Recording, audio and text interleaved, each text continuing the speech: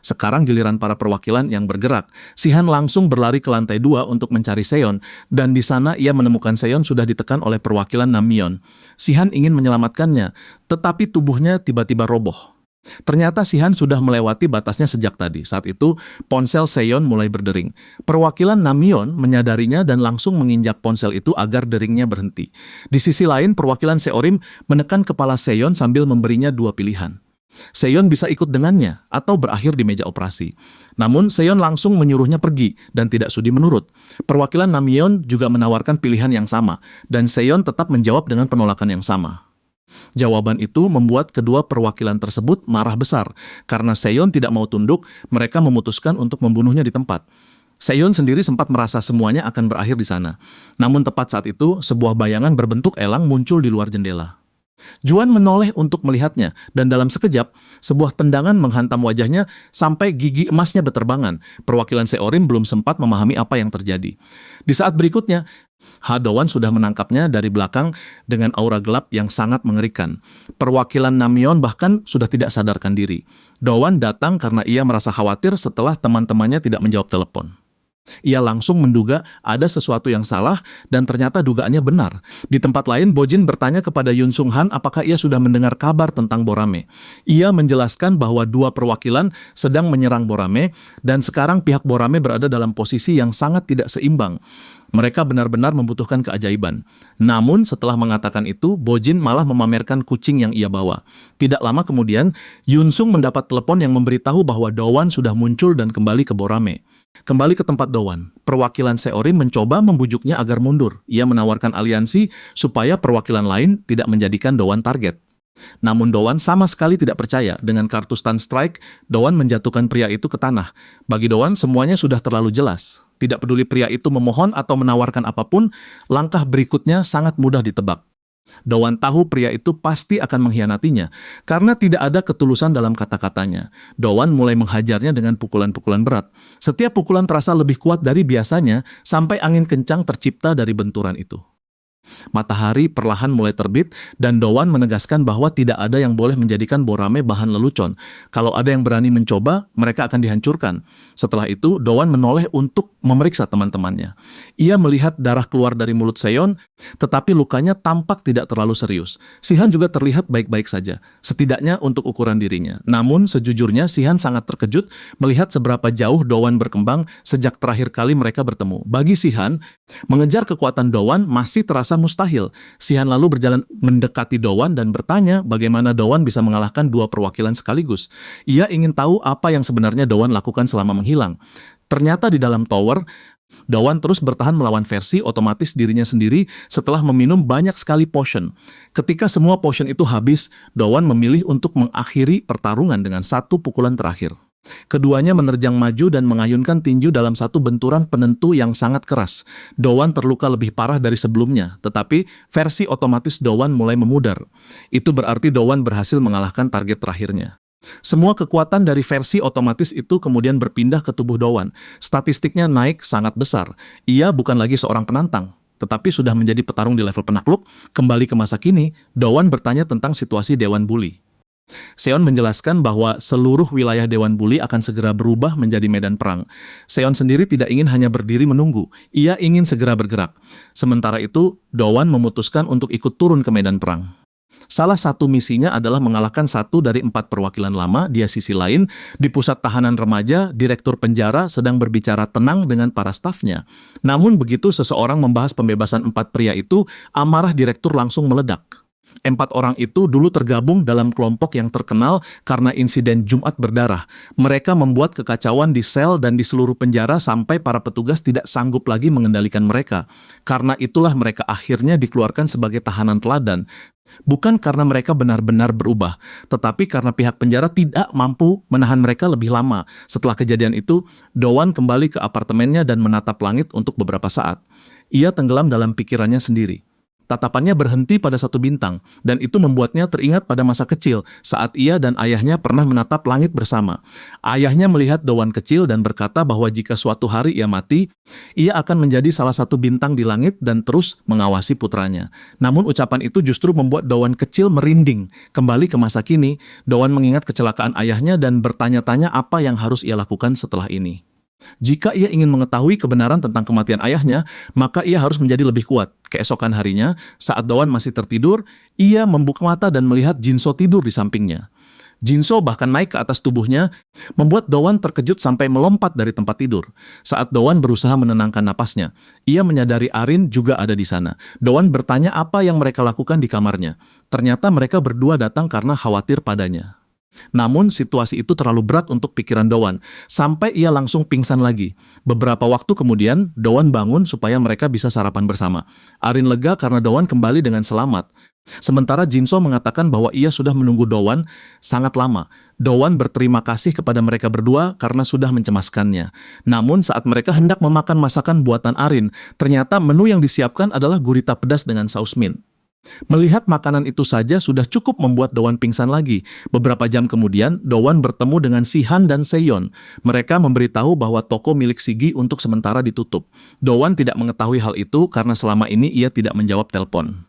Mereka juga masih belum bisa menghubungi perwakilan Bonchan, Sunjong. Sihan baru tahu ada anggota baru di kelompok mereka, dan ia menegaskan bahwa ia belum berniat menyerahkan posisi perwakilan kepada Dowan sepenuhnya. Suatu hari, ia tetap ingin merebut posisi itu untuk dirinya sendiri. Namun yang lebih penting, Dowan harus memahami bahwa jika ia masuk ke medan perang, ia akan berhadapan dengan 4 perwakilan penyerang. Salah satunya adalah Wu, perwakilan Bonchan, yang sebelumnya sudah mencari Dowan di toko Tteokbokki. Meski begitu, Dowan menolak untuk hanya duduk diam. Tidak peduli siapa yang mereka serang, Dowan akan menjadi orang yang bergerak lebih dulu. Keesokan harinya, Dowan menuju wilayah Unin. Ia berencana menyelesaikan masalah ini sendirian karena hal itu termasuk dalam misinya. Namun tepat saat ia hendak langsung mencari Wu, seseorang tiba-tiba menghalangi jalannya. Orang itu adalah Larang, sosok liar dan gila yang juga termasuk salah satu perwakilan lama. 2 hari sebelumnya, di Gunung Wanexin, Larang sudah mengalahkan beberapa anggota dari wilayah lain di tengah hutan. Pertarungan itu menyenangkan baginya, sampai akhirnya semua lawannya tumbang. Dari kejauhan, ada 2 orang yang sedang memotretnya. Mereka adalah Jamon Shin dan Mancun Yuk, anggota Silimdong. Mereka menjelaskan bahwa Larang awalnya memang tinggal di hutan sebelum ada orang yang membawanya ke kota. Saat Larang hendak pergi, ia mendengar suara dari balik pohon.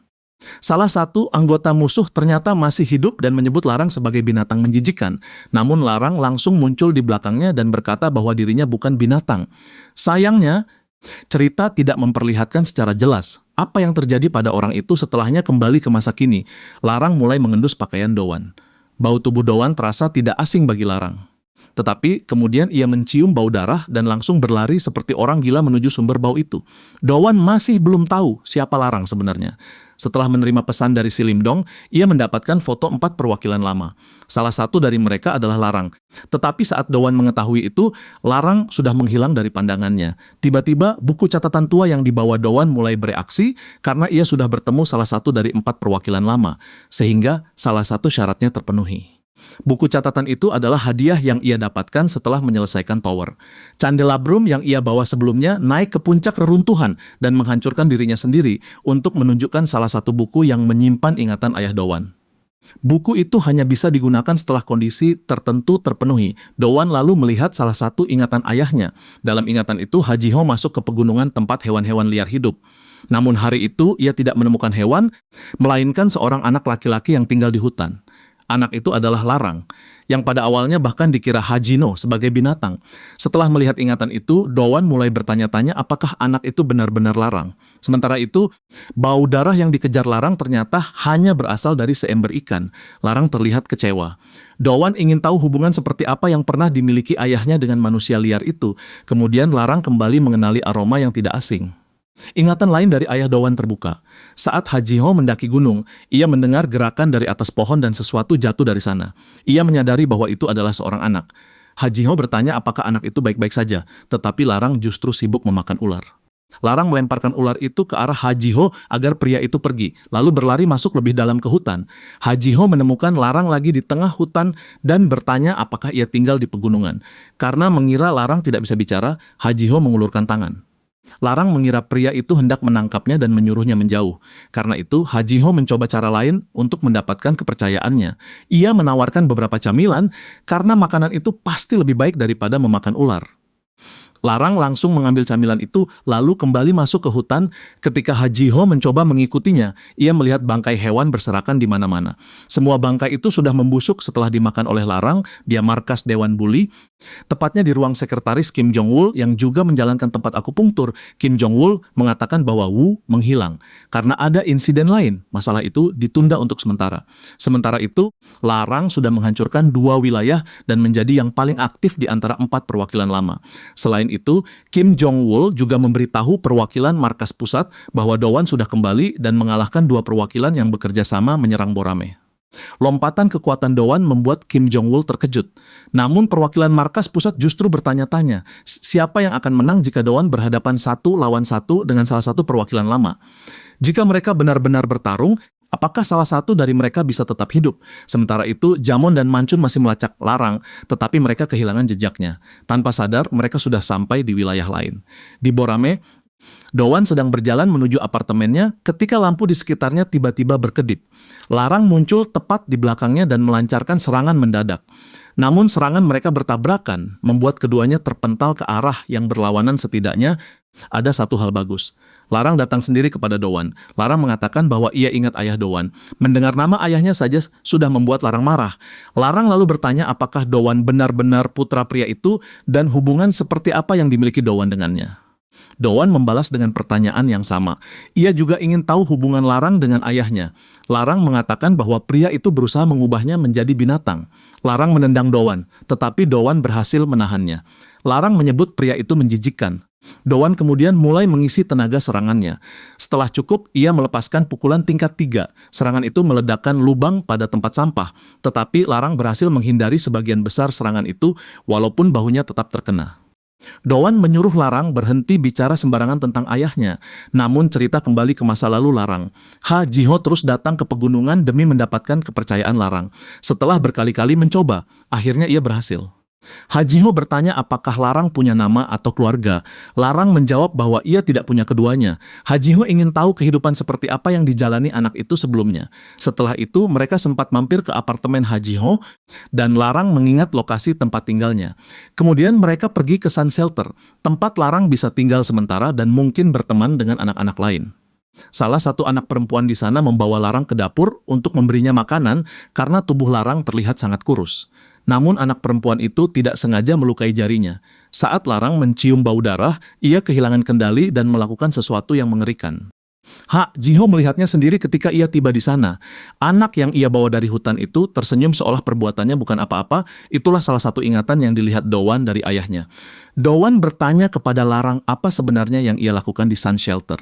Larang menjawab bahwa ia hanya melakukan sesuatu yang manusiawi. Menurutnya, sama seperti manusia memilah sampah demi lingkungan, kesalahan juga seharusnya ada pada manusia. Dowan menghindari serangan Larang. Sementara Larang terus mengatakan bahwa hal itu sama seperti mengecat rambut atau membuat tato. Semua adalah ciri yang hanya dimiliki manusia. Luka mulai bermunculan di seluruh tubuh Dowan. Larang menjelaskan bahwa pada hari itu, ia hanya ingin melakukan sesuatu yang manusiawi. Namun Dowan menghentikannya, menangkap kedua lengannya, lalu memaksanya berlutut. Dowan menyuruhnya berhenti bicara omong kosong. Setelah itu, Dowan mengayunkan lutut ke wajah Larang sampai darah berhamburan. Di sisi lain, seorang anggota baru mengatakan bahwa Larang benar-benar menakutkan. Orang di sebelahnya bertanya apa maksudnya. Anggota itu menyuruhnya melihat langit-langit. Noda yang menempel di sana adalah darah. Sekilas, orang mungkin mengira pernah terjadi pembantaian, tetapi sebagian besar darah di langit-langit itu adalah darah Larang sendiri. Larang melukai dirinya sendiri. Satu hal yang pasti, ketika Larang mencium bau darah, ia berubah menjadi orang lain. Itulah yang membuatnya jauh lebih mengerikan dan jauh lebih kuat. Larang berkata bahwa darah adalah hal yang memisahkan manusia dari hewan. Alasan ia melakukan semua itu dulu sangat sederhana. Ia ingin memastikan apakah dirinya manusia. Adegan berganti ke SMA Chennai. Di lobi lantai 1, anggota si Lim-dong sedang menjaga tangga menuju lantai atas. Di dalam ruangan gelap, Yun Sung Han sedang mencari informasi tentang Sun Shelter. Sebuah koran lama melaporkan kecelakaan yang melibatkan seorang gadis di Sun Shelter bertahun-tahun lalu. Gadis itu adalah korban yang diserang Larang. Yun Sung mencoba mencari hubungan antara Larang dan ayah Dowan. Apakah semua hubungan mereka dengan Sun Shelter hanya kebetulan? Namun tiba-tiba seseorang muncul di belakang Yun Sung. Orang itu adalah Kim Jong-wol. Yun Sung bertanya bagaimana ia bisa masuk, padahal ia sudah jelas memerintahkan anak buahnya agar tidak membiarkan siapapun lewat. Kim Jong-wol menjawab bahwa ia hanya menghentikan mereka sebentar dengan teknik akupunktur yang menekan saraf vital. Mereka tidak terluka parah. Kemudian Kim Jong-wol kembali ke inti masalah. Beberapa jarum melesat ke arah Yun Sung. Sambil mendekat, ia bertanya kenapa Yun Sung diam-diam menyelidiki Sun Shelter. Adegan kembali berganti. Sekarang tempatnya adalah gudang beku di rumah budidaya lama di wilayah Namyeon. 5 orang berkumpul di sana. Setelah 5 wilayah gagal menjalankan misi, mereka kehilangan banyak sekutu. Karena itu, orang-orang pengganti dipilih untuk menggantikan mereka. Pria bertopeng gas menjadi perwakilan baru Namyeon. Orang lainnya menggantikan perwakilan wilayah Seon. Pria berwajah penuh bekas luka menggantikan Nakong. Orang yang membawa dadu berasal dari Sewan. Terakhir, pria yang memakai penutup mata berasal dari Manson. Saat itu, mereka sedang membahas rencana keuntungan. Karena sumber daya mereka menipis, mereka ingin memanfaatkan serangan ke wilayah lain untuk merebut jalur pendapatan mereka. Karena itu, mereka berencana menguasai sebanyak mungkin wilayah, dimulai dari salah satu kekuatan besar.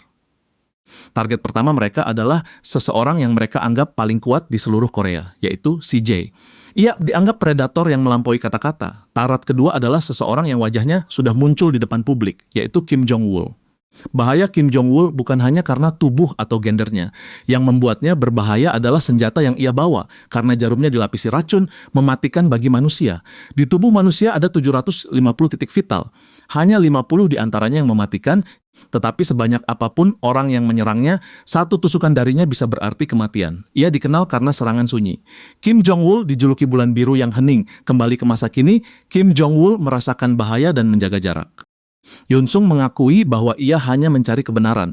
Kim Jong-wol menyuruhnya berhenti karena ia sedang melangkah ke masalah yang sangat serius. Namun Yun Sung tidak akan berhenti sampai ia tahu apa hubungan Sun Shelter dengan markas pusat Dewan Bully. Masih ada dokumen-dokumen yang berkaitan dengan Sun Shelter di dunia ini, tetapi seseorang menghilangkannya sedikit demi sedikit. Yun Sung ingin tahu apakah hal itu ada hubungannya dengan markas pusat. Ia bertanya apakah Kim Jong-wol tahu apa yang sebenarnya mereka sembunyikan. Yun Sung menangkap Kim Jong-wol dengan kuat, tetapi Kim Jong-wol tetap menolak memberi jawaban. Ia melemparkan salah satu jarumnya tepat ke arah mata Yun Sung, tetapi Yun Sung langsung menghindar. Setelah itu, Kim Jong-wol mengeluarkan lebih banyak jarum dari kantongnya. Yun Sung menyiapkan tinjunya.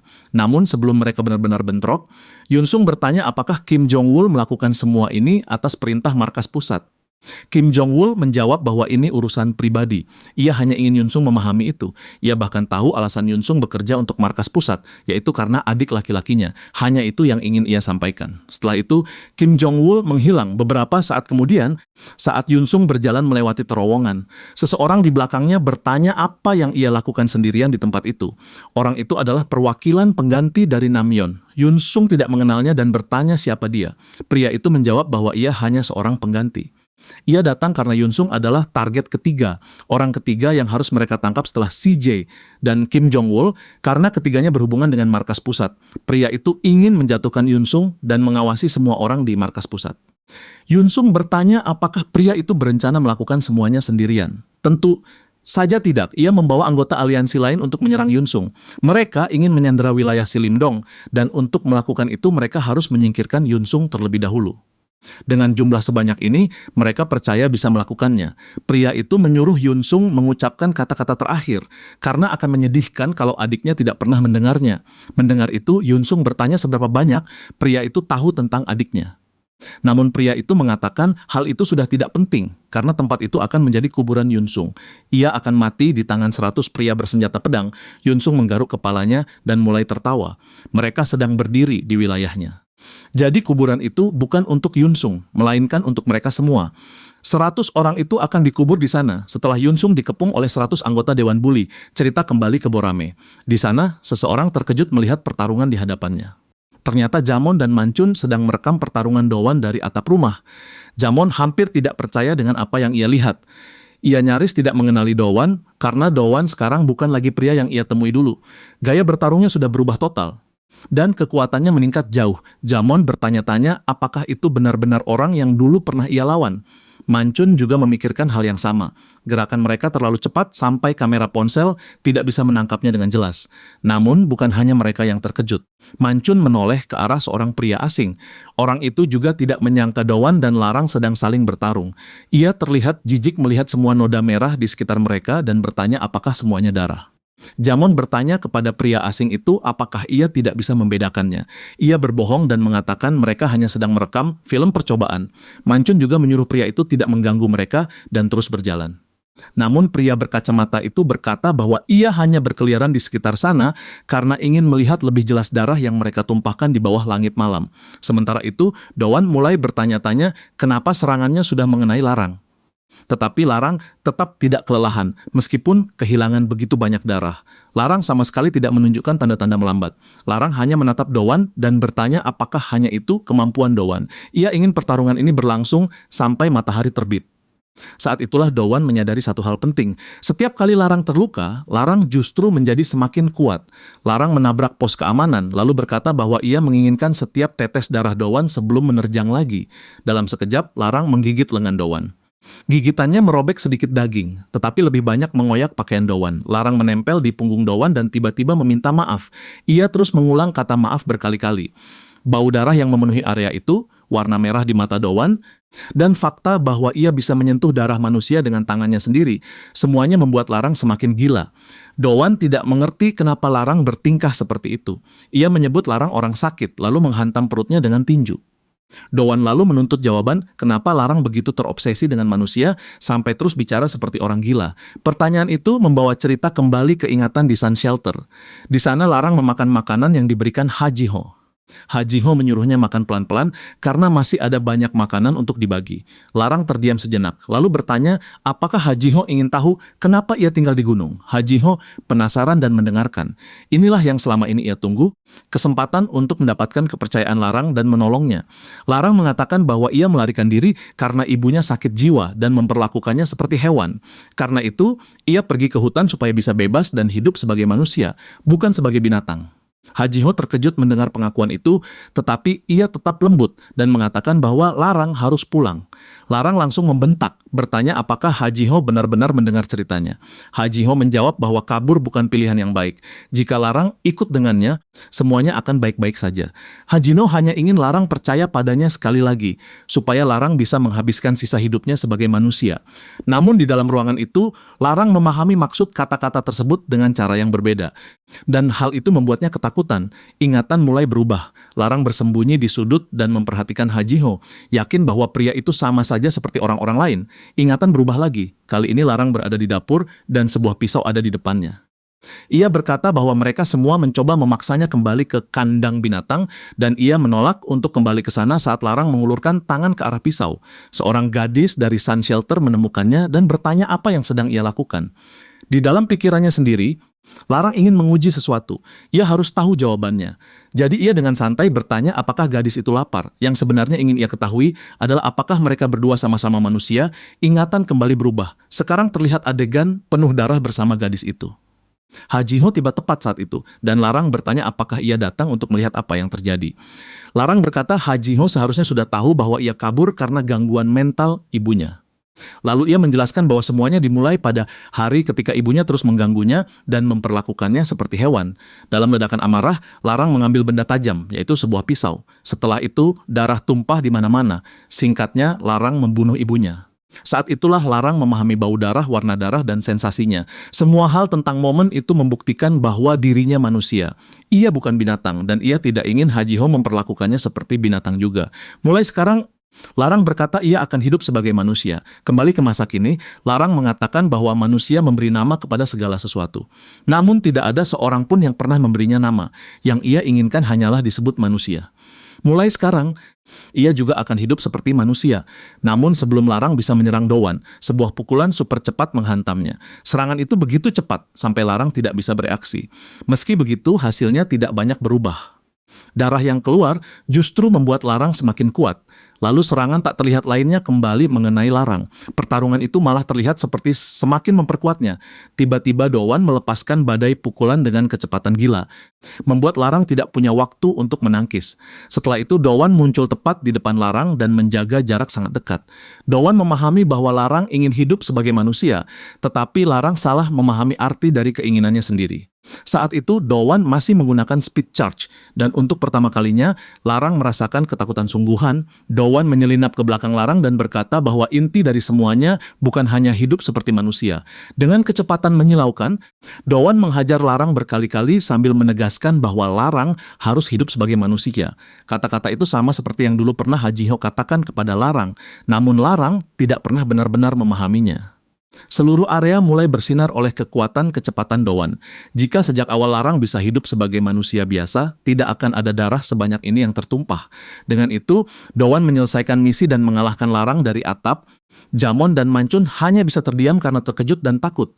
Mereka bahkan tidak bisa lagi memahami apa sebenarnya Dowan sekarang. Rekaman yang mereka ambil terasa bukan seperti video aksi, tetapi seperti video horor. Mancun bertanya, kenapa mereka harus merekam semua ini? Jamon menjawab bahwa perintahnya datang langsung dari markas pusat Dewan Bully, namun mereka tetap tidak tahu apa yang harus dilakukan dengan rekaman itu. Jamon hanya tahu bahwa orang-orang di markas pusat menyembunyikan identitas mereka sambil mengumpulkan informasi di balik layar. Pria asing itu mulai berpikir bahwa orang yang memberi perintah mungkin benar-benar orang aneh. Mancun bertanya siapa dia. Sementara Jamon juga heran kenapa pria itu masih berdiri di sana. Pria berkacamata itu berkata bahwa Kim Jong-wol benar. Perkembangan Dowan sudah menjadi tidak normal. Ia menyukai fakta bahwa Dowan terlihat seperti karakter game. Pria berkacamata ini adalah salah satu perwakilan dari markas pusat Dewan Bully. Namanya Cho Minul. Adegan berpindah ke pusat Dewan Bully, tempat perwakilan utama markas pusat berada. Chia mengetuk pintu kantor bos, tetapi tidak ada jawaban meskipun ia mengetuk berkali-kali. Tiba-tiba Sang-hee muncul dari belakang dan membuatnya kaget. Sang-hee berkata bahwa perwakilan markas pusat baru saja pergi. Kelihatannya ada urusan penting, dan Chia baru mengetahuinya sekarang. Sang-hee heran kenapa perwakilan itu sering keluar, padahal ia sangat tidak suka menunjukkan identitas aslinya di depan publik. Chia mengakui bahwa pria itu memang sulit dipahami. Sang-hee sempat berpikir sebentar, lalu bertanya kepada Chia hal lain. Ia ingin tahu kemana Chia pergi malam ini tanpa memberi tahu siapapun. Saat Chia hampir menjawab, Sang-hee bersin dan buru-buru berkata bahwa ia tidak bermaksud ikut campur. Setelah itu, ia pergi dengan cara yang cukup konyol. Sementara itu, di Borame, seorang penjaga keamanan tiba di lokasi pertarungan larang dan Dowan karena ia hendak mengganti bola lampu jalan. Ia menggunakan senter untuk melihat area gelap itu, lalu melihat sesuatu yang aneh. Ada noda merah bercahaya di tanah. Awalnya ia mengira itu kimchi, tetapi kemudian ia sadar bukan itu. Ia juga melihat tikus-tikus berkumpul karena bau darah. Lalu cahaya senternya jatuh pada tubuh larang. Melihat tubuh yang berlumuran darah itu, penjaga keamanan berteriak ketakutan. Ia bahkan tidak mampu menemukan kata-kata. Syoknya begitu besar sampai ia pingsan. Namun Minul menangkap tubuh penjaga itu sebelum jatuh ke tanah. Minul tahu bahwa melihat darah sebanyak ini untuk pertama kali memang sulit. Tidak semua orang mampu menahannya. Tikus-tikus mulai meminum darah. Tetapi setelah mendengar suara tertentu, mereka membeku ketakutan dan langsung berpencar. Minul melangkah ke genangan darah dan berjalan mendekati tubuh larang. Darahnya jauh lebih banyak dari yang ia duga. Melihatnya saja membuat Minul jijik. Meski begitu, ia terkejut karena larang ternyata masih hidup. Sepertinya Dowan sudah menjadi lebih penyayang. Minul mulai bertanya-tanya bagaimana Dowan bisa berubah sejauh ini. Untuk mengetahuinya, ia harus mendengarnya langsung dari Dowan. Mungkin setelah sekian lama, mereka bisa bermain lagi di rumah sahabat lamanya. Sementara itu, Dowan minum air setelah pertarungan yang sangat melelahkan. Ia sempat berpikir apakah ia seharusnya menyingkirkan tubuh larang agar tidak ditemukan orang. Namun ia segera menolak ide itu. Kalau ada yang melihatnya membawa tubuh seseorang, ia justru akan berada dalam masalah besar. Mungkin siapapun yang menemukannya akan pingsan hanya dengan melihat darah sebanyak itu. Yang penting sekarang adalah mengambil hadiah misinya. Sistem bertanya apakah Dowan ingin menerima hadiah. Sudah cukup lama sejak ia mendapatkan hadiah pertamanya. Jadi Dowan memutuskan untuk melihat apa yang ia dapat kali ini. Hadiah itu mulai bersinar, dan yang muncul adalah sebuah kunci. Itu adalah kunci cahaya. Tetapi warnanya berbeda dari kunci-kunci yang biasa ia dapatkan. Dowan bertanya-tanya benda apa itu. Tetapi sistem sudah menyiapkan hadiah kedua. Hadiah itu adalah ingatan ayah Dowan. Setelah insiden tragis itu, pandangan publik terhadap Sun Shelter berubah menjadi buruk. Ingatan membawa kita ke sebuah rumah sakit, tempat berita televisi sedang membahas insiden Sun Shelter. Mereka mengatakan pelakunya adalah seorang pelajar remaja yang menggunakan pisau dan melukai anak lain seusianya. Beberapa laporan mengkritik buruknya pengelolaan dan pengawasan di pusat perlindungan remaja seperti Sun Shelter. Ketika kemarahan publik semakin besar, Hajino, perwakilan Sun Shelter, melihat gadis yang terluka tiba-tiba bangun dan mematikan televisi agar ia tidak perlu mendengar berita itu lagi. Saat itu Hajino sadar bahwa gadis tersebut sudah sadar dari koma. Gadis itu berkata lukanya tidak terlalu serius. Jadi semua orang terlalu membesar-besarkan masalah ini. Hajiho bertanya apakah gadis itu baik-baik saja dan mengatakan bahwa ia bisa beristirahat lebih lama selama pemulihan. Gadis itu menjawab bahwa ia baik-baik saja. Ia hanya menunggu keluar dari rumah sakit. Namun lebih dari itu, ia bertanya kepada Hajino apakah ada kabar tentang anak laki-laki itu. Mendengar pertanyaan itu, Hajino berkata bahwa sejak Larang meninggalkan Sun Shelter tadi malam, ia sama sekali tidak bisa menghubunginya. Yang Hajiho dapatkan hanya luka di pipinya. Saat memikirkannya kembali, mungkin jika ia tidak ceroboh, jika ia tidak bertindak seperti orang yang terlalu percaya diri, semuanya bisa berbeda. Mungkin gadis itu tidak akan terluka. Mungkin jika ia terus menjaga anak-anak di Sun Shelter, semuanya masih bisa berjalan baik. Hajiho mulai bertanya dalam hati apakah ia benar-benar harus menyerah sekarang. Gadis itu lalu mengatakan bahwa semuanya akan baik-baik saja. Hajiho terkejut seolah gadis itu bisa membaca pikirannya, tetapi gadis itu mengatakan bukan begitu.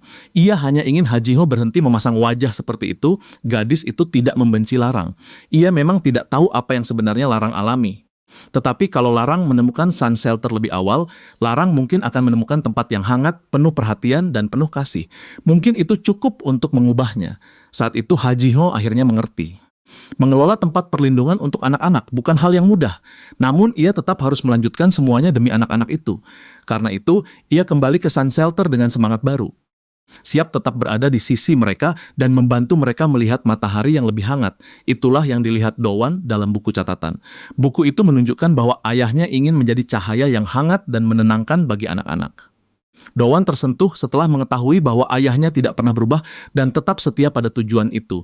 Ia merasa berterima kasih atas semua yang ayahnya lakukan. Namun akan lebih baik jika semuanya berhenti sampai di sana. Karena mungkin tragedi pada hari itu tidak akan pernah terjadi. Pikiran itu membuat tubuh Dowan gemetar karena marah Sun Shelter. Tempat yang begitu keras dilindungi ayahnya itu disebut terhubung dengan Dewan Bully. Dan Dewan Bully sendiri berasal dari orang-orang yang pernah terkait dengan shelter itu. Dowan ingin tahu apa yang sebenarnya terjadi di sana sampai semuanya berakhir seperti ini. Namun tiba-tiba, seseorang naik lift dan menuju lantai 8, tempat Dowan berada. Pintu lift terbuka dan seseorang berjalan menyusuri lorong sambil meninggalkan noda darah samar di belakangnya. Dowan mendengar bel rumahnya berbunyi. Ia bertanya-tanya siapa yang mencarinya selarut ini. Bel kembali berbunyi dan Dowan merasakan firasat buruk. Ia bertanya apa yang diinginkan orang di luar. Untuk sesaat tidak ada jawaban. Lalu sebuah suara menyebut namanya tanpa memperkenalkan diri. Orang itu menyuruhnya membuka pintu sekarang juga. Mendengar suara itu, Dowan merasa pernah mendengarnya. Dowan memegang gagang pintu dan membukanya perlahan untuk melihat siapa yang ada di luar. Sosok yang lebih tinggi darinya berdiri di depan pintu. Dowan membeku karena terkejut. Tamu itu membuatnya tidak bisa berkata-kata. Namun ternyata orang itu adalah Yun Sung Han, yang bertanya kenapa Dowan begitu kaget melihatnya. Yun Sung berkata Dowan membuatnya takut karena reaksinya seperti melihat bahaya. Dowan menjelaskan bahwa ia pikir ada orang berbahaya yang mencoba masuk ke tempatnya, lalu Dowan menyadari hal lain. Ada noda kecil seperti darah di baju Yun Sung. Dowan bertanya apakah itu darah dan apakah Yun Sung terluka. Yun Sung sendiri bahkan tidak menyadari noda itu. Adegan berpindah. Penjaga keamanan yang tadi menemukan tubuh penuh darah masih berjalan dalam keadaan terguncang. Ia merasa hampir pingsan lagi. Sambil meminum jus, ia bertanya-tanya apakah ia harus berhenti bekerja dan mencari pekerjaan lain. Mengingat apa yang baru saja ia lihat membuatnya sangat gugup. Namun ia menguatkan diri dan mengatakan bahwa ia tidak akan berhenti. Usianya sudah 89 tahun. Ia tidak mau pingsan lagi hanya karena melihat sesuatu yang mengerikan. Dengan tekad itu, ia mulai pulang. Namun tiba-tiba kakinya menginjak sesuatu. Ia bingung dan menunduk. Benda itu adalah masker gas yang rusak parah. Kemudian ia melihat sesuatu lain di depan, pisau-pisau dapur berserakan di tanah. Dan bukan hanya itu, lebih dari 100 tubuh tergeletak di seluruh area. Darah menyebar kemana-mana, beton di sekelilingnya retak dan hancur, beberapa tubuh bertumpuk, masih berdarah. Yunsung yang melakukan semua itu, penjaga keamanan mulai gemetar melihat pemandangan di depannya. Karena tidak mampu menahannya untuk kedua kali, ia pingsan lagi di jalan, kembali ke apartemen Dowan. Yunsung mengatakan noda itu bukan sesuatu yang penting. Ia lalu bertanya tentang kondisi Dowan. Kenapa tubuh Dowan penuh luka seperti itu? Itu jelas bukan luka biasa. Dowan menjawab bahwa itu juga bukan apa-apa. Yunsung mulai berpikir bahwa Dowan sudah berubah menjadi orang yang menyukai pertarungan. Dowan langsung gugup dan menyangkalnya. Beberapa menit kemudian mereka duduk dan makan ramen. Karena sudah lama tidak bertemu, Yunsung bertanya apa yang terjadi selama Dowan menghilang. Dowan berkata bahwa ia bertarung melawan dirinya sendiri. Meskipun ia tidak yakin, Yunsung akan mengerti maksudnya. Yunsung terus menyebut Dowan sebagai petarung, dan Dowan terus menyangkalnya. Setelah itu Dowan bertanya tentang apa yang dilakukan Yunsung. Yunsung berkata bahwa ia sudah menyelidiki Sun Shelter. Mendengar itu, Dowan langsung serius. Yunsung mengatakan bahwa ia memeriksa berita, koran, catatan, dan foto. Ia mencari segala sesuatu yang bisa ia temukan, tetapi seperti yang diperkirakan, informasi yang tersedia sangat sedikit. Dowan bertanya apakah itu berkaitan dengan hal yang pernah Yunsung katakan sebelumnya. Alasan yang dimaksud Dowan berasal dari pembicaraan lama tentang Sun Shelter. Waktu itu, Yunsung berkata bahwa ia tidak bisa menemukan apapun tentang tempat itu, baik secara daring maupun luring. Rasanya seolah seseorang sengaja menghapus semuanya dan Yunsung menduga orang itu berasal dari markas pusat Dewan Bully. Mendengar itu, Dowan meminta Yunsung menunggu sebentar agar ia bisa merangkum semua yang mereka tahu sejauh ini. Dewan Bully dimulai dari Sun Shelter, dan markas pusat berusaha menyembunyikan semua hal tentang Sun Shelter. Begitulah Dowan melihat situasinya, namun mereka tidak tahu bahwa Minul sedang mendengarkan dari balik pintu. Yunsung mengatakan bahwa meskipun begitu, mereka belum bisa sepenuhnya memastikan bahwa orang yang menyembunyikan semua itu juga penyebab kecelakaan Hajino. Jadi mereka tidak boleh menilai terlalu cepat atau bergerak terlalu gegabah. Alasan Yunsung datang malam itu adalah untuk memberikan sebuah amplop kepada Dowan. Dari semua yang ia temukan, hanya benda itulah yang benar-benar membantu. Dowan mengamati amplop itu dengan teliti dan berterima kasih kepada Yunsung, sambil berjanji akan membalas bantuannya. Namun, Yunsung berkata tidak perlu. Paman Jiho adalah orang yang paling banyak membantu dirinya dan adiknya. Dari situlah Dowan baru mengetahui bahwa Yunsung punya seorang adik. Yunsung mengingat ucapan Kim Jong-wol. Jika ia terus menggali tentang Sun Shelter, bukan hanya hidupnya yang berada dalam bahaya, tetapi juga hidup adiknya. Karena itu, Yunsung tidak bisa terus membantu Dowan menyelidiki Sun Shelter. Ia meminta Dowan berhati-hati dan benar-benar memikirkan kata-katanya. Minul yang mendengar seluruh percakapan itu merasa kesal karena mereka membuatnya merasa tersisih. Ia awalnya ingin mengejutkan Dowan setelah sekian lama, tetapi sepertinya malam ini bukan waktu yang tepat untuk reuni. Untuk sekarang, Minul memilih pergi.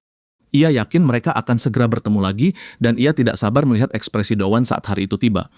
Setelah itu, Minul naik lift dan pergi. Beberapa hari kemudian, cerita berpindah ke kantor distrik Seoul. Di dalam, seorang pegawai perempuan memanggil orang berikutnya. Dowan duduk di hadapannya dan perempuan itu bertanya apa keperluannya. Dowan memulai dengan menyebut namanya Kim Yena. Hal itu langsung membuat perempuan itu terkejut. Pada saat yang sama, Debujin, perwakilan Nangok, diberitahu bahwa Larang sudah dikalahkan. Ia bertanya siapa pelakunya, dan mereka menjawab bahwa pelakunya adalah Ha Dowan. Kembali ke Dowan, ia menyerahkan amplop yang diberikan Yunsung kepada Kim Yena dan meminta waktu untuk berbicara berdua. Ia ingin membicarakan Sun Shelter.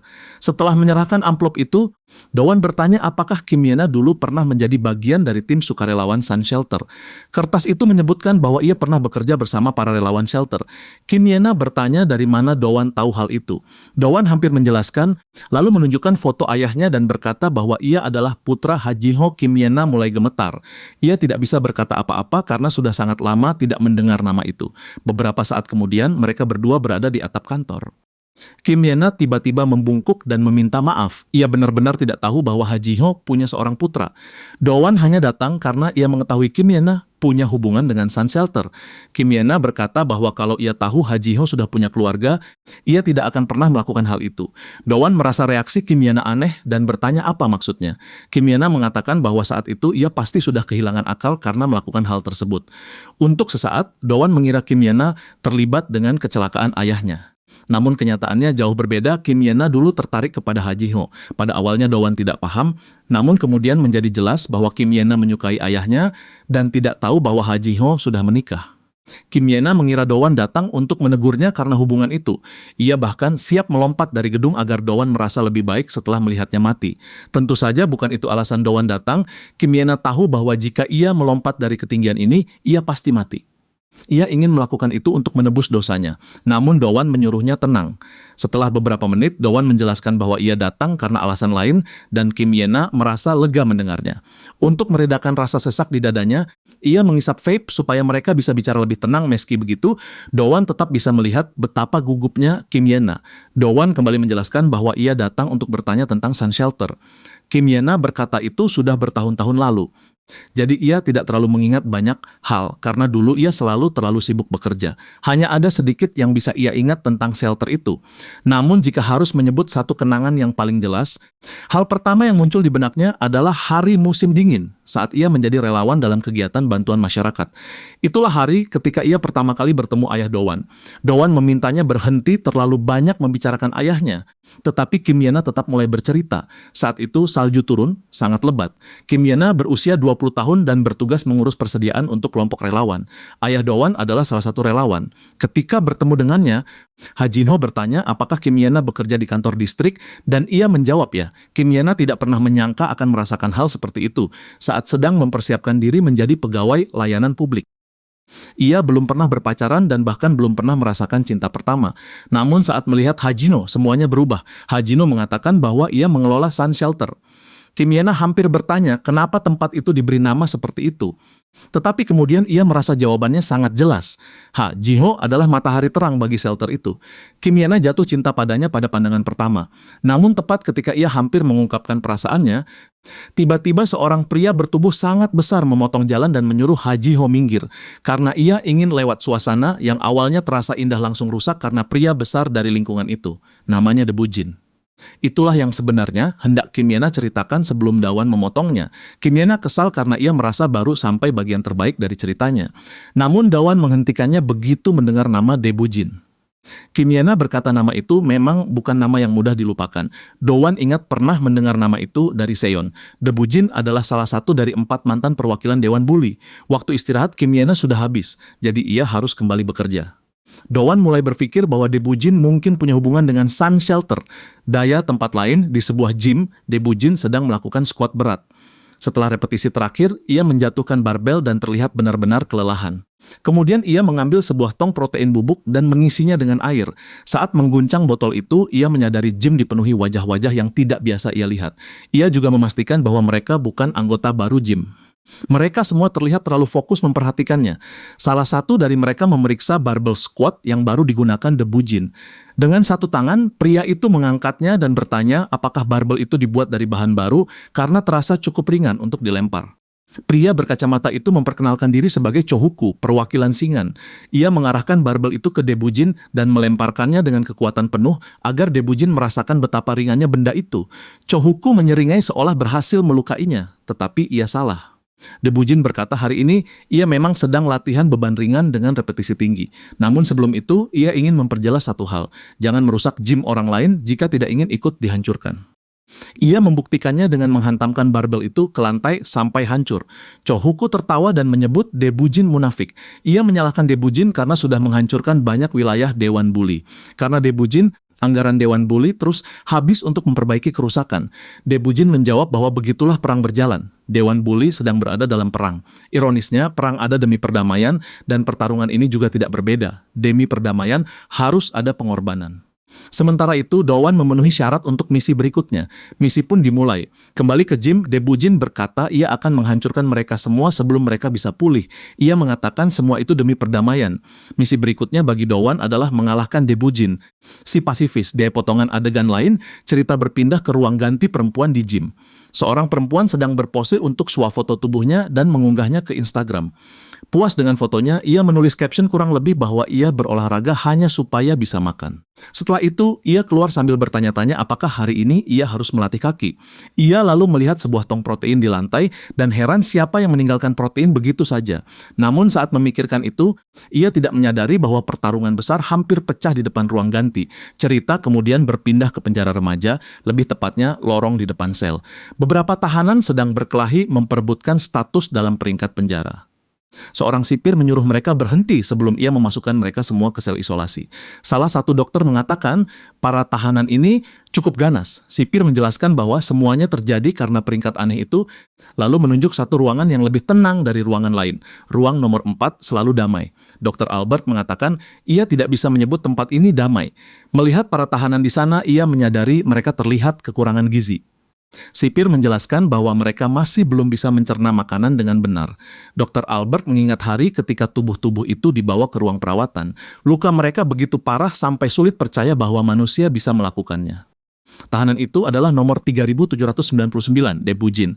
Sehari sebelum dibebaskan, semua tahanan di ruangannya dibuat tidak mampu bertarung lagi olehnya. Singkatnya, Debujin menghajar mereka begitu parah sampai mereka tidak bisa melanjutkan perlawanan. Setelah Debujin keluar, ruangan itu tidak pernah membuat masalah lagi. Saat ruangan lain masih mengejar pertarungan, darah, dan pembunuhan.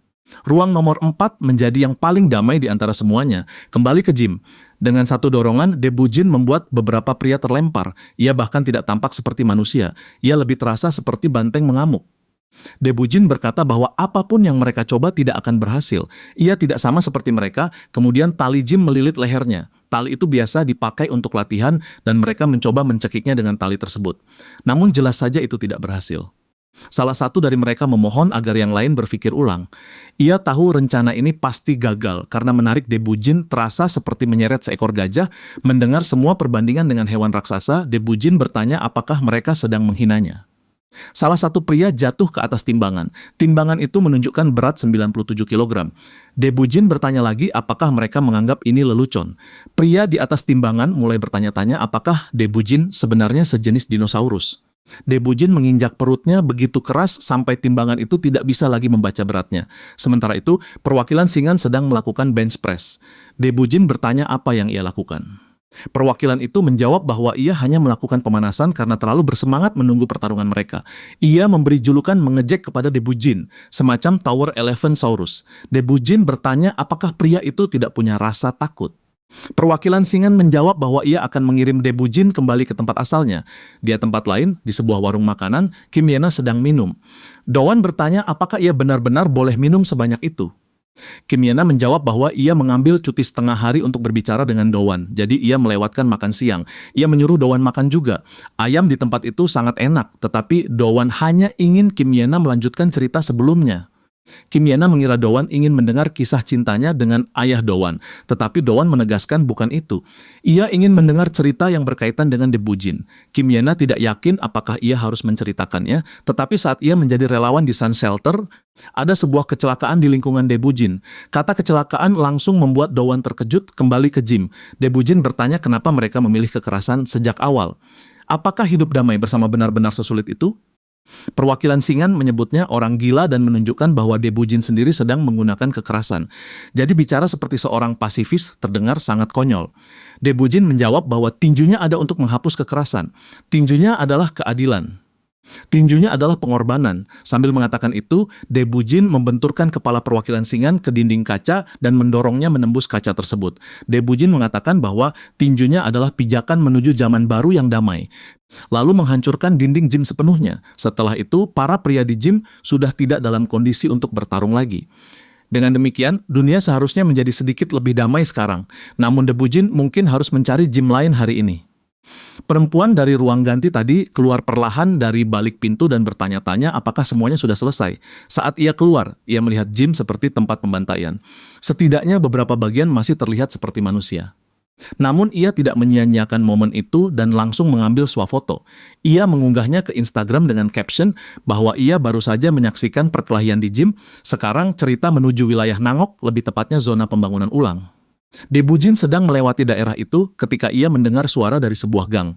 Saat menaiki tangga, ia menemukan tumpukan orang terluka di gang gelap.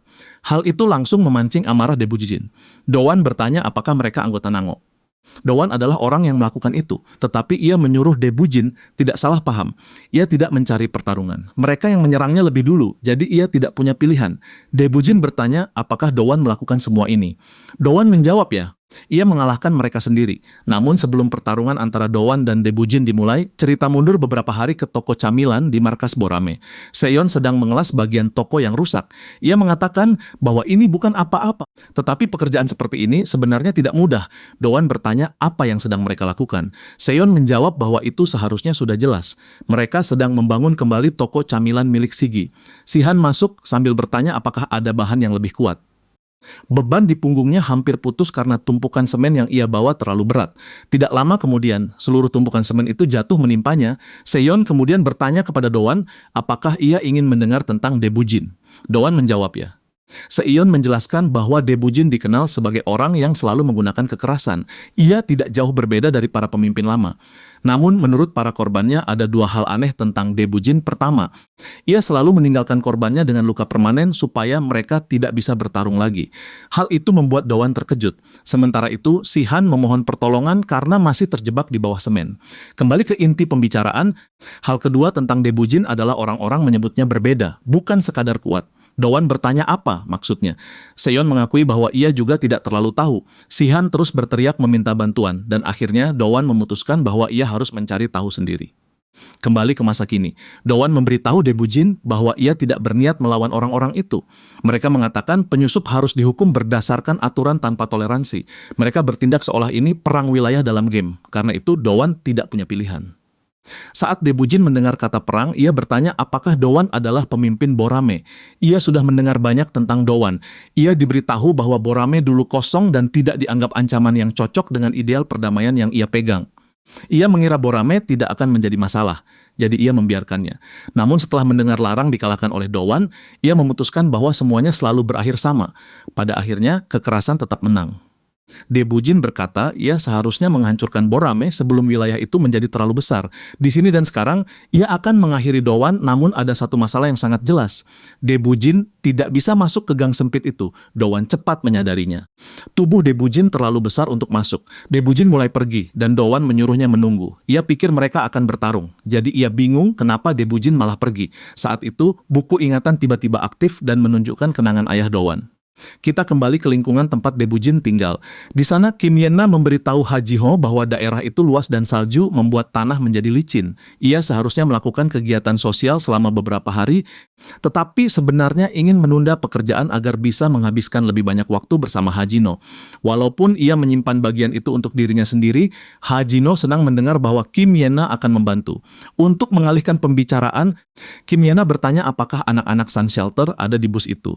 Hajiho menjelaskan bahwa anak-anak Sun Shelter sering ikut kerja sukarela bersama. Beberapa merekam kegiatan sukarela untuk YouTube, sementara yang lain membagikan briket batu bara agar warga di kota tidak kedinginan saat salju turun. Anak-anak itu sebelumnya tersesat dalam hidup mereka masing-masing. Beberapa bahkan membenci seragam, tetapi shelter tetap memberi mereka kehangatan.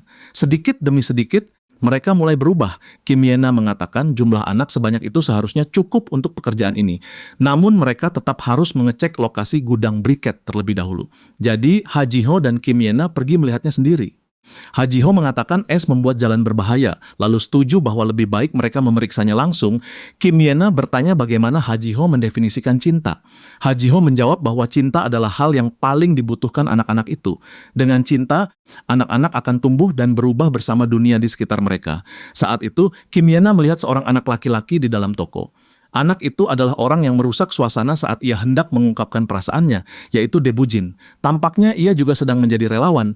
Meskipun hal itu tidak pernah benar-benar dikonfirmasi, Debujin memperingatkan seorang nenek agar berhati-hati supaya tidak terpleset. Nenek itu bertanya apakah mereka datang untuk mengantarkan briket batu bara. Kim Yena menjawab ya, lalu Hajiho memperkenalkan diri. Hajiho menyapa Debujin. Nenek itu berterima kasih kepada Hajiho karena datang membantu mereka. Debujin terlihat seperti anak laki-laki yang tumbuh lurus dan jujur berkat pengaruh neneknya. Sang nenek berterima kasih karena mereka membantu saat musim dingin. Kim Yena menjawab bahwa mereka akan melindungi cinta dan perdamaian dengan nyawa mereka melalui bantuan kepada orang lain. Nenek itu mengatakan bahwa kedamaian bukan hanya sesuatu yang dilindungi, tetapi sesuatu yang dibuat melalui keadilan. Namun ia tidak mengucapkan semua itu dengan keras dan hanya berterima kasih kepada mereka. Debujin memberi mereka satu tatapan terakhir. Ha Ji Ho berkata bahwa sang nenek benar-benar terlihat tulus dengan kata-katanya. Kembali ke masa kini, Debujin tampaknya juga telah melihat ingatan lain yang berkaitan dengan ayah Dowan. Lalu tiba-tiba ia mendengar suara di sampingnya dan dinding di dekatnya meledak. Debujin berkata bahwa perdamaian bukan sesuatu yang dilindungi. Perdamaian dibangun. Perdamaian dibuat dan itu adalah tugas. Ia akan melakukannya dengan kedua tangannya sendiri. Satu tamparan mengirim Dowan terbang dengan kekuatan luar biasa hingga menghancurkan lubang besar di dinding. Dowan menyadari bahwa itu bukan pukulan sederhana. Pukulan itu membawa sesuatu yang lebih dalam. Debujin menerjang Dowan dan dalam sekejap mereka menembus lebih banyak dinding. Debujin berkata ia akan terus membalas setiap pukulan sampai pihak lawan tidak akan pernah bisa bertarung lagi. Dowan bertanya apakah ini benar-benar cara Debujin menciptakan perdamaian. Cara itu terlalu brutal dan penuh kekerasan. Debujin menjawab bahwa semua orang sama saja, termasuk Dowan. Musuh seperti Dowan mengancam kedamaian, baik secara fisik maupun mental. Debujin mengaku dirinya berbeda dari mereka. Kembali ke toko Sigi, Sihan bertanya apakah ini benar-benar baik-baik saja. Bahkan mencoba menyebar semen dengan hati-hati saja tidak berjalan lancar. Ia mengatakan bahwa ia sudah mendengar rumor mengerikan tentang Debujin. Pada akhirnya, mereka tetap membutuhkan Dowan untuk memperbaiki tempat ini. Lalu siapa yang akan melindungi Borame? Itulah yang membuat Sigi khawatir, namun lebih dari sekadar kuat. Apa sebenarnya yang membuat Debujin berbeda pada akhirnya? Bukankah semuanya tetap berujung pada kekuatan? Dowan bertanya kepada Debujin apa yang membedakan dia dan anak buahnya dari orang lain. Debujin menjawab bahwa keadilan tanpa kekuatan tidak berguna, sementara kekuatan tanpa keadilan hanyalah kekerasan. Tanah retak ketika Debujin melempar pukulan ke arah Dowan. Ia berkata bahwa itulah yang membedakannya dari yang lain. Dowan membalas dengan tendangan dan mengatakan bahwa hal itu sudah tidak penting lagi. Ia menempelkan tinju ke dadanya dan mengaktifkan stun punch, menghantam Debujin ke tanah dengan kekuatan besar. Satu-satunya hal yang benar-benar membedakan Dowan adalah bahwa mereka berdua berpikir dengan cara yang mirip. Dengan kata lain, Dowan juga percaya pada hal yang sama. Ia juga tidak sama seperti orang-orang itu. Adegan berpindah ke Provinsi Gyeonggi, Kota Anjang. Seseorang menjelaskan bahwa pernah ada serangan mendadak dalam pertemuan kelompok berandal di wilayah Gwanak, yang dikenal sebagai insiden Jumat berdarah. Peristiwa itu terjadi pada hari itu, dan inilah jejak yang ditinggalkan Debujin di medan pertempuran. Pria berambut hijau mengatakan bahwa dari 4 orang yang menyerbu Anjang, sosok bernama Debujin adalah yang paling kejam. Semua orang yang melawannya berakhir cacat permanen. Mereka mengatakan bahwa bahkan ketika orang-orang memohon nyawa dan bersumpah tidak akan menggunakan kekerasan lagi, Debujin tidak menunjukkan belas kasihan. Daripada mempercayai ucapan siapapun, ia memastikan mereka benar-benar ditinggalkan dalam keadaan lumpuh. Kembali ke Dowan. Debujin berkata bahwa apapun yang Dowan lakukan, ia tidak akan bisa menang. Semua yang Dowan lakukan hanya mengulur waktu. Debujin menangkap lengan Dowan dan menghantamkan tendangan berat ke dadanya.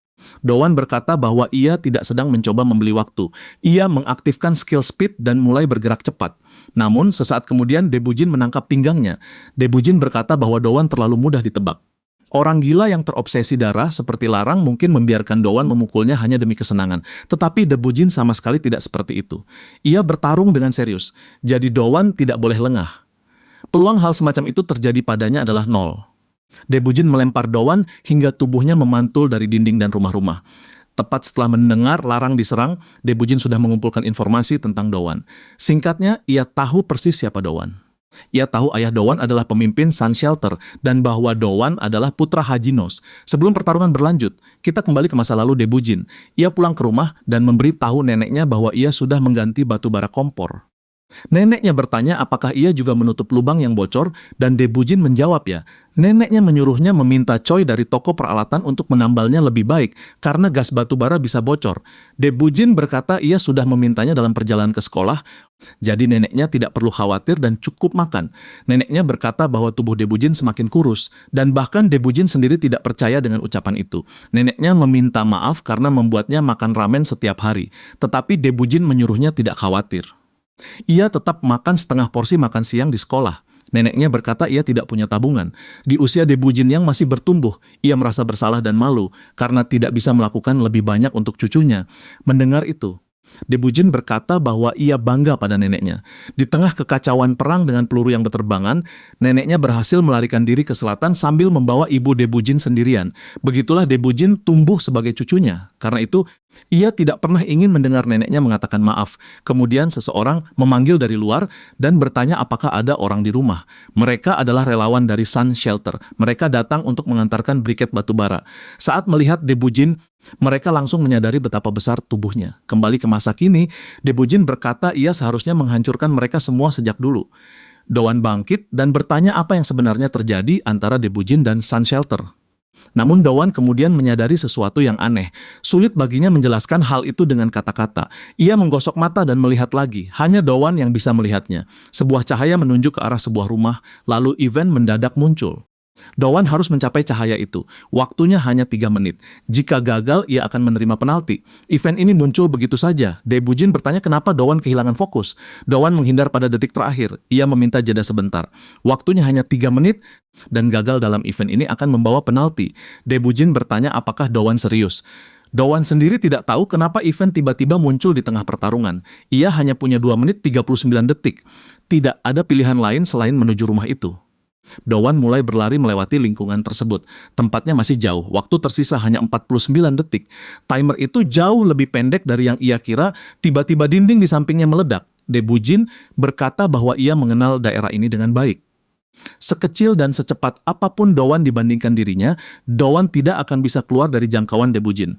Doan menghindar dengan menggunakan descending, tetapi sistem mengatakan aktivasi skillnya dibatalkan. Tentu saja begitu, karena Doan memang tidak ingin bertarung sekarang. Ia hanya perlu mencapai rumah itu. Ia hampir sampai. Tersisa 23 detik. Sedikit lagi, Debujin tiba dan bertanya-tanya apakah Doan bersembunyi di suatu sudut. Di dalam rumah itu, Doan akhirnya mencapai titik pertemuan. Pintu putih itu bersinar, event berhasil diselesaikan. Sekarang ia bisa menggunakan kunci putih. Kunci putih itu adalah hadiah yang ia dapat setelah mengalahkan Larang. Artinya, kunci itu bisa dipakai untuk membuka pintu putih tersebut. Jika event seperti ini muncul di tengah pertarungan, pasti ada alasan di baliknya. Apa yang menunggu di dalam? Doan akan segera mengetahuinya. Ia lalu melangkah melewati pintu itu. Adegan berganti ke kota Anjang di Gyeonggi. Pria yang tadi menjelaskan mulai membahas insiden Jumat berdarah. Waktu itu, alasan Anjang kalah sangat sederhana. 3 sektornya sedang sibuk bertarung satu sama lain. Wanak memanfaatkan celah itu dengan serangan mendadak dan Anjang dihancurkan sebelum sempat merespons. Gadis di depannya bertanya apakah sejarah sedang berulang. Saat ini Wanak sama seperti mereka dulu. Mereka sedang bertarung di antara sesama anggota sendiri. Itu membuat mereka menjadi mangsa muda. Pria berjaket harimau berkata bahwa Anjang akhirnya bersatu sebagai satu kelompok. Sekarang waktunya mengumumkan balas dendam. Mulai hari ini, Wanak akan dihancurkan sepenuhnya. Semua anggota Anjang akan ikut turun ke pertempuran sekaligus. Hari ini mereka akan membunuh semuanya. Anjang dikenal sebagai kota masa depan yang penuh orang pintar dan bahagia. Namun para remaja bermasalah di sana tidak pintar dan tidak bahagia. Mereka hidup di tepi kegelapan dan di sana mereka membangun kekuatan sebesar. Wilayah Wanak berada dekat dengan Namyeon. Karena itu kedua pihak terus bentrok karena kepentingan mereka. Tragedi yang mengikuti kemudian dikenal sebagai insiden Jumat berdarah. Sejak hari itu, geng remaja Namyeon menjadi bagian dari sejarah. Kim Yena sedang menonton dokumenter itu di ponselnya, tetapi kemudian ia mengabaikannya dan berkata bahwa ia harus mengganti celana pendeknya. Setelah itu, ia mengganti video ke dokumenter lain tentang bola bowling yang menabrak Mars. Sekarang kita berada di ruangan Kim Jong-wol yang terhubung dengan markas pusat Dewan Bully. Kim Jong-wol sedang menjahit dengan tenang menggunakan benang dan jarum. Seseorang di depannya terus berkata, landak, landak, landak. Orang itu adalah Sang-hee. Ia sedang membentuk landak menggunakan nampan penuh jarum. Lalu tanpa sengaja ia menusuk jarinya sendiri. Tetapi Kim Jong-wol tidak bereaksi. Ia hanya bertanya kenapa Sang-hee ada di ruangannya. Sang-hee menjawab bahwa sendirian itu menakutkan. Kim Jong-wol mengatakan bahwa belakangan ini Sang-hee terlihat sangat tegang. Pertarungan pecah di seluruh wilayah Wanak. Sang-hee bertanya apakah semua orang akan mati dan meninggalkannya sendirian di dunia ini. Kim Jong-wol tetap menjahit dan mulai membahas kupu-kupu. Selama metamorfosis dari tahap pupa hingga dewasa, kupu-kupu berada dalam kondisi paling lemah. Pertumbuhan selalu disertai risiko. Hal yang sama juga berlaku bagi geng saat ini. Mendengar kata risiko, Sang-hee mulai berpikir. Lalu tiba-tiba ia mendengar suara gonggongan anjing. Ternyata itu alarm ponsel Kim Jong-wol. Sang-hee bertanya suara berbahaya apa itu. Kim Jong-wol menjawab bahwa itu hanya notifikasi ponsel. Meski begitu, suara itu tetap membuat Sang Hee merinding karena ia belum terbiasa mendengarnya. Setelah memeriksa ponsel, Kim Jong-wol berkata kepada Sang Hee bahwa mereka harus pergi. Itu adalah panggilan dari Direktur Rumah Sakit Universitas Wanak, Rumah Sakit Umum Seoul, Korea Medical Center, dan Rumah Sakit Nasional Korea semuanya dipenuhi korban. Perang geng pecah di seluruh asosiasi bully. Karena itu, jumlah orang terluka memenuhi rumah sakit di wilayah Wanak. Ruang gawat darurat dan bangsal umum dipadati anggota asosiasi bully. Sepertinya mereka masih sibuk saling menghancurkan. Bu Jin bertanya apakah keadaan ini akan baik-baik saja. Wilayah Wanak saat ini sedang sangat kacau, dan banyak orang berada dalam kondisi tidak berdaya. Jika musuh menyerang sekarang, mereka bisa diburu dengan mudah seperti ikan di dalam kolam. Namun Yun Sung Han menjawab bahwa tidak semua tempat di Wanak benar-benar tidak berdaya. Masih ada satu tempat yang belum ikut masuk ke dalam permainan ini. Sebuah truk melaju melewati kota sampai sopirnya melihat sesuatu dan berhenti sebentar. Ia menjulurkan kepala dari jendela dan melihat sekelompok orang berdiri di depannya. Sopir itu berteriak bahwa ini jalan raya, lalu bertanya kenapa mereka berdiri di tengah jalan. Apakah mereka sudah kehilangan akal? Apakah mereka sangat ingin mati? Apakah mereka meminta dikirim ke dunia lain? Ia mulai memaki mereka dan salah satu dari kelompok itu berjalan mendekati truk. Orang itu kemudian menepukkan kedua tangannya. Sopir bertanya kenapa ia tiba-tiba bertepuk tangan dan membuat keributan. Lalu pria berkaki satu itu mengangkat truk tersebut dengan kekuatan luar biasa. Airbag menghantam wajah sopir. Inilah yang disebut momentum. Mereka bergerak maju dengan momentum itu dan mereka tidak akan membiarkan siapapun menghalangi jalan. Pria itu adalah Hang dari Anjang Baru. Gadis bergaya gotik berkata bahwa mereka akan mendorong sedikit lebih jauh dan memasak musuh dengan matang. Beberapa buah mudah dipetik dan dimakan. Namanya Jenny dari Anjang Baru. Pria ketiga berkata bahwa dulu mereka bertiga tidak bisa ikut dalam pertempuran. Kali ini berbeda dari insiden Jumat berdarah. Sekarang saatnya balas dendam tiba. Namanya Kang Junho dari Anjang Baru. Tempat ini menandai perbatasan antara Anjang dan wilayah Wanak. Kali ini merekalah yang akan mengguncang markas musuh. Seseorang di atas truk bertanya, apakah itu seharusnya terdengar mengesankan? Biasanya satu-satunya hal yang ia kocok hanyalah sedikit whipped cream. Sopir mulai panik saat menyadari truknya mulai miring. Sang Hee melompat turun dari truk dan mengembalikannya ke posisi semula. Ia melakukannya bahkan tanpa berpikir. Dia adalah Sang Hee dari markas pusat Dewan Bully Wanak. Mereka langsung mengenalinya. Jenny bertanya apakah ia datang sendirian. Sang Hee menjawab tentu saja. Itu yang ia katakan, tetapi sebenarnya ia takut berjalan malam-malam, jadi ia membawa teman. Semua berandal di sekitar mereka sudah dibekukan oleh jarum. Mereka sebaiknya tidak memaksakan diri bergerak, atau mereka bisa mati. Orang yang melakukan itu adalah Kim Jong-wol dari markas pusat Dewan Bully Wanak. Junho bertanya bagaimana mereka tahu Anjang akan datang. Seseorang lain menjawab bahwa mereka tidak akan tahu kalau Anjang tidak membuat keributan sebesar ini. Tentu saja mereka akan menyadarinya. Orang itu adalah Cho Minul, perwakilan markas pusat Dewan Bully Wanak. Junho bertanya kenapa Minul ada di sana. Sebelum pertarungan dimulai, Minul mengatakan sesuatu. Wanak sedang berada di tengah perubahan besar dan akan menjadi masalah jika 3 orang itu menghalangi. Tidak satu pun dari mereka akan menginjakan kaki ke Wanak, dan tidak satu pun dari mereka akan pulang dengan kedua kaki utuh. Anjang disebut sebagai kota masa depan yang berkembang cepat. Namun satu-satunya yang berkembang di sana adalah anak-anak berandalan tanpa masa depan. Sebagian besar dari mereka bergabung dengan 3 kekuatan yang membagi Anjang. Kelompok-kelompok itu sudah lama saling bertarung sambil menguasai Anjang. Kekuatan sebenarnya berada pada para pemimpin mereka. Hang dari distrik Men, Jenny dari distrik Sodong, dan Kang Junho dari distrik Helong. Orang-orang dulu mengatakan bahwa jika kekuatan Anjang bersatu, Seoul akan hancur. Namun peluang itu terjadi tidak pernah diselesaikan karena Kim Yena mengganti videonya lagi. Kim Yena tidak tahu ada apa dengan algoritma YouTube. Ia tidak paham kenapa video seperti itu terus muncul, tetapi ia terlalu malas untuk berangkat kerja. Ia bertanya-tanya apakah ia sebaiknya menjadi YouTuber saja, lalu mulai menonton video rekomendasi produk untuk orang yang terlalu malas bekerja. Kembali ke Anjang, sopir truk akhirnya sadar. Ia tidak percaya berandal itu menendang kendaraannya. Sang Hee berkata truk itu benar-benar rusak. Kehadiran Sang Hee membuat sopir ketakutan, tetapi Sang Hee mengatakan semuanya baik-baik saja selama bagian dalam mobil masih hidup. Bagi sopir, ucapan itu tidak masuk akal. Bagaimana bisa ia berpikir begitu? Apakah ia tidak melihat kondisi mobilnya? Kim Jong-wol berkata bahwa ini tidak terduga. 3 kekuatan Anjang benar-benar menjadi satu.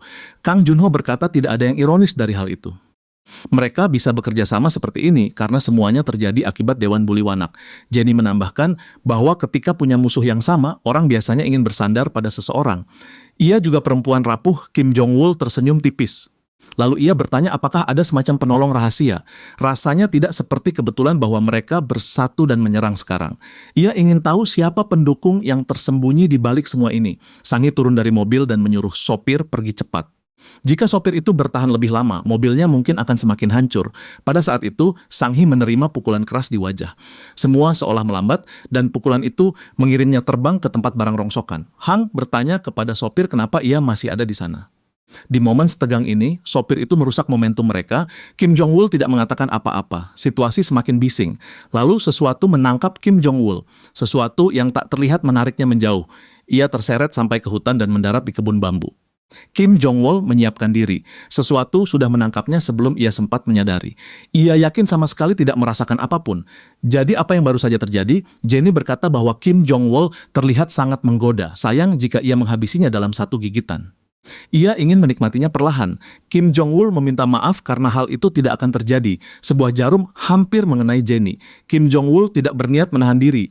Jenny menunduk dan menyelinap melewati serangan itu, bersiap menyapu dengan tendangan rendah. Baginya, Kim Jong-wol memang terlihat seperti mangsa mudah. Jenny membungkukkan tubuh untuk menghindari serangan berikutnya, tetapi sesuatu menghentikannya. Kim Jong-wol menyuruhnya diam. Jika Jenny bergerak, ia akan terluka. Jenny justru menganggap peringatan itu lucu. Di matanya, Kim Jong-wol terlalu baik kepada mangsanya. Namun Kim Jong-wol tidak bergerak sembarangan, karena sejak awal benang-benang hampir tak terlihat milik Jenny sudah tersebar di sekitar hutan bambu. Benang itulah yang tadi menarik Kim Jong-wol sampai ke tempat itu. Jika Kim Jong-wol salah bergerak sedikit saja, benang tipis itu bisa mengiris tubuhnya. Meski begitu, Kim Jong-wol tetap tidak panik. Ia langsung membalas dengan jarum-jarumnya dan memperingatkan Jenny agar tidak maju sembarangan. Kalau Jenny tetap bergerak tanpa perhitungan, ia juga bisa terluka oleh serangan Kim Jong-wol. Jadi pertarungan mereka bukan soal siapa yang lebih kuat secara kasar, tetapi siapa yang lebih dulu membuat lawannya salah langkah. Sementara itu, sopir truk kabur secepat mungkin sambil berharap ada orang yang menyelamatkannya. Sementara itu, di sisi lain, Cho Min-ul memperhatikan situasi pertempuran itu. Ia mulai menghitung apakah pihak markas pusat harus menangani semua musuh sendiri. Lawan-lawan dari Anjang terlihat terlalu tenang, dan itu membuat situasi semakin berbahaya. Pada insiden Jumat berdarah dulu, hanya 4 perwakilan yang dikirim. Namun kali ini, Cho Min-ul, Kim Jong-wol, dan Sang Hee menghadapi lawan yang jauh lebih merepotkan. Lalu suara hantaman besar terdengar. Mereka seharusnya paham bahwa kesombongan seperti itulah yang akan membuat mereka mati hari ini. Di tempat rongsokan, tanah retak di mana-mana dan mobil-mobil hancur berserakan. Darah menutupi wajah dan pakaian Hang, sementara Sang Hee benar-benar terdesak. Pukulan yang ia terima begitu brutal sampai darah mengalir deras dari wajahnya. Kembali ke Dowan, ia melangkah melewati pintu putih. Di dalamnya hanya ada ruang putih kosong. Tidak ada petunjuk kenapa ia dikirim ke tempat ini. Ia sama sekali tidak tahu fungsi tempat tersebut. Kemudian pintu itu memudar dan sesuatu muncul di tengah ruangan. Sebuah mesin kapsul kembali ke Sang Hee. Dengan kesal, Hang bertanya kenapa Sang Hee bertingkah seperti sudah mati. Sang Hee akhirnya sadar, noda di bajunya ternyata bukan darah, melainkan oli mobil. Ia berkata bahwa ia mengingat ucapan Hang tentang momentum dalam pertarungan. Bahkan film murahan pun tidak punya banyak ketegangan tanpa ada mayat. Hang mengepalkan tangan. Ia berkata bahwa bercanda seperti itulah yang merusak momentum. Jadi sekarang ia akan menjatuhkan semua musuh di sini. Sebuah pukulan berat melayang. Sang Hee berkata bahwa oli tidak mudah dicuci. Lalu ia mengelap tangannya pada jaket Hang. Oli itu membuat permukaan menjadi licin. Sampai Hang kesulitan menjaga momentum. Sang Hee menyelinap melewati bagian depan mobil seolah Hang masih belum memahaminya. Momentum adalah aliran energi dalam sebuah situasi, keadaan di mana kekuatan meluap. Momentum membentuk segala hal yang dilakukan orang, baik secara sadar maupun tidak sadar. Hang berkata itu terdengar membosankan, lalu ikatan rambutnya terpotong. Ada oli di sepatunya juga. Hang mengatakan bahwa ia akan menjelaskan inti sebenarnya dari momentum. Secara tradisional, momentum adalah sesuatu yang membuat tubuh ringan tidak akan mudah terpeleset oleh sedikit oli, tetapi tubuh yang berat akan lebih mudah tergelincir. Sang Hee menghindari tendangan tinggi itu bahkan saat Hang masih berbicara. Kembali ke Dowan, sistem menyuruhnya memutar tuas 1 kali. Mesin kapsul itu terlihat seperti peninggalan lama, sesuatu yang dulu sering ia mainkan di depan toko alat tulis saat masih kecil. Sistem menunjukkan peluangnya. Kapsul 1 bintang adalah yang umum dengan peluang 78%, sementara kapsul 5 bintang peluangnya 1:100 juta. Tingkatan bintang ini terasa lebih seperti game daripada mesin gacha lama. Itu memang membuatnya menyenangkan, tetapi peluang 5 bintang benar-benar buruk. Dodoan mulai berpikir mungkin ia akan mendapatkan karakter perempuan cantik seperti terakhir kali. Ia terus mempertimbangkannya, tetapi hanya ada satu cara untuk mengetahuinya. Sudah lama ia tidak merasakan sensasi berdebar seperti ini. Doan memutar tuas, dan pada awalnya tidak terjadi apa-apa. Namun tiba-tiba semuanya menjadi gelap, mesin kapsul menjatuhkan kapsul bercahaya. Cahayanya sangat terang. Ini adalah kapsul spesial. Benda itu melesat ke atas seperti kembang api. Doan tidak mengerti apa yang sedang terjadi. Kapsul itu terus memamerkan dirinya, berputar lagi dan lagi, berkilau seperti bintang saat terbang ke arahnya. Cahaya terang itu meledak sesaat, lalu semuanya kembali normal. Adegan gila itu hanya bisa berarti satu hal. Doan mendapatkan item 5 bintang. Itu adalah sesuatu yang sangat besar.